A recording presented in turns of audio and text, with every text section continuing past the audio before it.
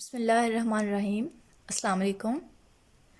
Next हमने करने हैं क्वेश्चंस जिनमें हमने मैट्रिक्स का रैंक फाइंड करना है। ठीक है, तो उसके लिए पहले आपको पता होना चाहिए रैंक क्या होता है। तो फर्स्ट पे हम इंट्रोडक्शन करेंगे रैंक का।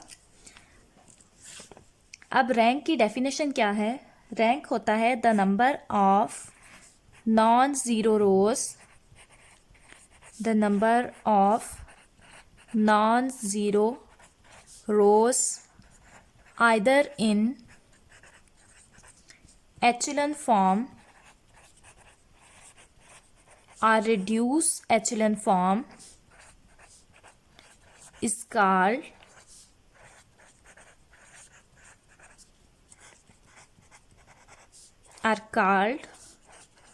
rank of matrix। किसी भी मैट्रिक्स में नॉन ज़ीरो रोज की तादाद को हम रैंक कहते हैं। अब इसकी एग्जांपल क्या है? फॉर एग्जांपल एक मैट्रिक्स में यहाँ पे ए लिख रही हूँ 1 2 3 -4 0 0 1 3 0 0 0 एंड 1। ठीक है, ये हमारे पास एक एग्जांपल है, एक मैट्रिक्स है। अब इसमें नॉन ज़ीरो रोज कितनी है? 3 है। ठीक है, तो हमारे पास इसका रैंक क्या आ जाएगा? रैंक इक्वल आएगा 3 के। इसके अलावा एक और एग्जांपल मैं लिख रही हूँ,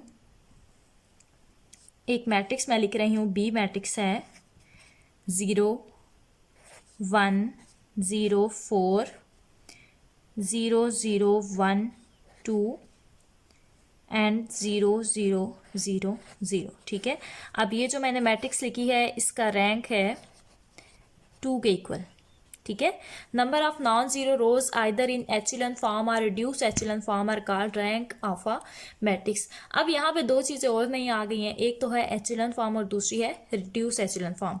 इसके लिए अब इनको एक्सप्लेन करना जरूरी है कि एचेलन फॉर्म क्या होती है और रिड्यूस एचेलन फॉर्म क्या होती है। अब एचेलन फॉर्म में जो मैट्रिक्स होती है उसकी कुछ कंडीशंस हैं। ठीक है, अगर वो कंडीशंस पूरी हो जाए तो हम कहते हैं कि ये मैट्रिक्स एचेलन फॉर्म में है। अब फर्स्ट कंडीशन उसकी ये है कि 1 is leading entry. First condition है 1 is leading entry of each non zero row. अब 1 हमारे पास होनी चाहिए लीडिंग एंट्री एक नॉन ज़ीरो रो की। ठीक है, जो भी हमारे पास रो नॉन ज़ीरो होगी उसकी लीडिंग एंट्री हमेशा 1 होनी चाहिए। 1 is leading entry of each non zero row. अब लीडिंग एंट्री से क्या मुराद है? लीडिंग एंट्री से मुराद है कि जो फर्स्ट आपके पास ये डिजिट होता है, ठीक है, जैसे यहाँ पे 1 है, ठीक है, तो ये आपके पास होती है लीडिंग एंट्री। ठीक है, जो फर्स्ट नॉन जीरो नंबर होता है आपके पास उसको हम कहते हैं ये लीडिंग एंट्री है। फर्स्ट नॉन जीरो नंबर हमेशा आपके पास 1 होना चाहिए एचेलन फॉर्म में। यहाँ पे 2 नहीं हो सकता, अगर यहाँ पे 2 होगा तो ये एचेलन फॉर्म नहीं बनेगी। ठीक है, तो फर्स्ट कंडीशन हमारे पास ये है। अब सेकेंड कंडीशन क्या है कि इन ईच रो, हर रो में the number of leading zero, the number of leading zero is greater than the preceding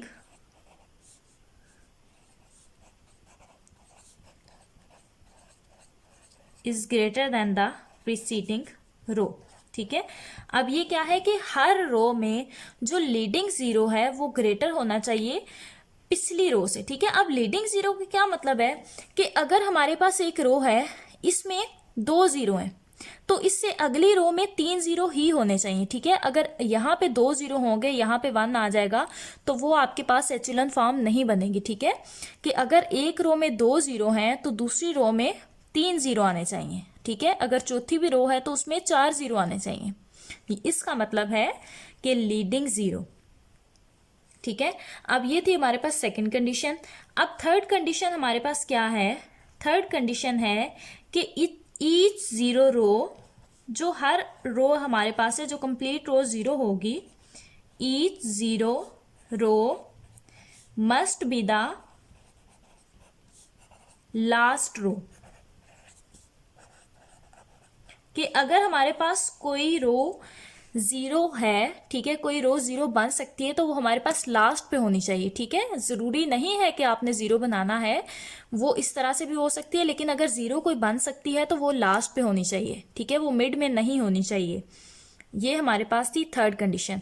अब ये तीनों कंडीशंस अगर कंप्लीट होंगी तो हमारे पास मैट्रिक्स आ जाएगी एचेलॉन फॉर्म में। ठीक है, अब एचेलॉन फॉर्म की एग्जांपल क्या है, ये जो दोनों मैट्रिसेस मैंने लिखी हैं ए और बी, ये दोनों एचेलॉन फॉर्म में है। ठीक है, आप देख सकते हैं कि यहाँ पे 1 आ रहा है, लीडिंग एंट्री 1 है, यहाँ पे भी 1 है, यहाँ पे भी 1 है। एक रो में अगर 2 0 हैं तो उससे अगली रो में 3 0 हैं। अगर कोई रो पूरी 0 है तो वो लास्ट पे है। अब एचेलॉन फॉर्म के बाद है reduce echelon form of a matrix. अब रिड्यूस एचेलॉन मैट्रिक्स के लिए हमारे पास दो कंडीशंस हैं। फर्स्ट कंडीशन तो ये है कि हमारे पास जो मैट्रिक्स है वो होनी चाहिए एचेलॉन फॉर्म में। It is in echelon form. Echelon form में उसका होना जरूरी है, तभी रिड्यूस एचेलॉन फॉर्म हम फाइंड कर सकते हैं। और सेकंड कंडीशन इसकी क्या है कि the column in which leading entry lies all other elements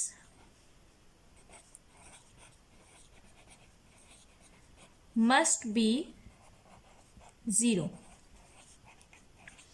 अब ये जो मैंने लाइन लिखी है सेकंड कंडीशन, इसका मतलब ये है कि कोई भी कॉलम, ठीक है, जो भी कॉलम है जिसमें लीडिंग एंट्री लाई कर रही है, उसमें लीडिंग एंट्री के अलावा बाकी सारे एलिमेंट्स 0 होने चाहिए। ठीक है, जैसे इसकी एग्जांपल एक ये भी है कि यहाँ पे 1 है, ठीक है, पूरी मैट्रिक्स नहीं, सिर्फ ये कॉलम, इसमें 1 है और 1 के अलावा बाकी दोनों एलिमेंट 0 हैं। ठीक है, इसमें 1 है, 1 के अलावा बाकी दोनों एलिमेंट 0 हैं। ठीक है, ये दोनों रोज कॉलम्स अगर आप देखें तो ये इस कंडीशन के फुलफिल कर रहे हैं। ठीक है, ये कंडीशन इस तरह से कि अगर एक नॉन जीरो है जिसमें लीडिंग एंट्री लाई कर रही है, उसके अलावा बाकी सारे 0 होने चाहिए।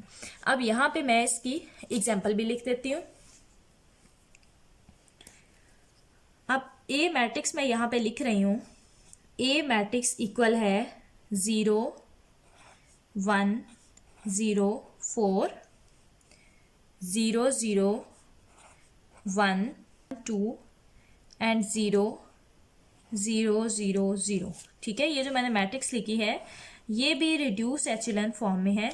इसके अलावा मैं एक और मैट्रिक्स लिख रही हूँ। ठीक है, बी मैट्रिक्स है,